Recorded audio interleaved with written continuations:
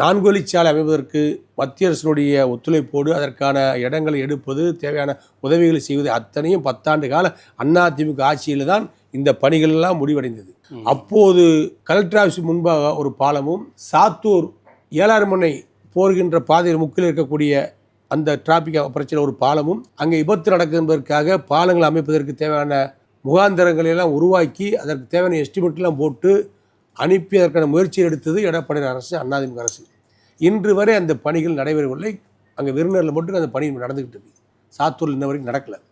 எல்லாமே காலதாமதம், எல்லாமே காலதாமதம். நீங்கள் தொழில் வளர்ச்சிக்காக சிவகாசி, விருநகர், ராஜபாளையம், சில்லித்தூர், சாத்தூர், அருப்புக்கோட்டை,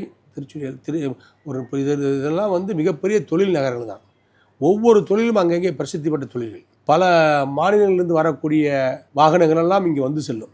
ஆகவே இந்த சாலைகள் சரியாக இருக்க வேண்டும் என்பதற்காகத்தான் இருவழிச்சாலைகளாக மாற்றி நல்ல காங்கிரீட் போட்டு அருமையான சாலைகள், பாலங்கள் அத்தனை அமைத்து கொடுத்து அதிமுக ஆட்சியில் தான். இன்னும் தேவையான இடங்களிலே இருவழிச்சாலைகள் 4 வழிச்சாலையாக மாற்றுவதற்கு திட்டமிடல் வைத்திருக்கின்றோம்.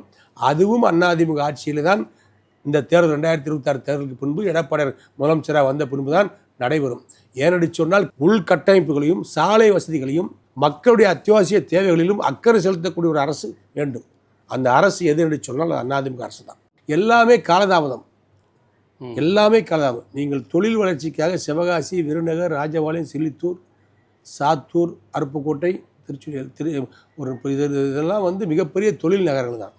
ஒவ்வொரு தொழிலும் அங்கங்கே பிரசித்தி பெற்ற தொழில்கள். பல மாநிலங்களிலிருந்து வரக்கூடிய வாகனங்கள் எல்லாம் இங்கே வந்து செல்லும். ஆகவே இந்த சாலைகள் சரியாக இருக்க வேண்டும் என்பதற்காகத்தான் இருவழிச்சாலைகளாக மாற்றி நல்ல காங்கிரீட் போட்டு அருமையான சாலைகள், பாலங்கள் அத்தனை அமைத்து கொடுத்து அதிமுக ஆட்சியில் தான். இன்னும் தேவையான இடங்களிலே இருவழிச்சாலைகள் 4 வழிச்சாலையாக மாற்றுவதற்கு திட்டமிடல் வைத்திருக்கின்றோம்.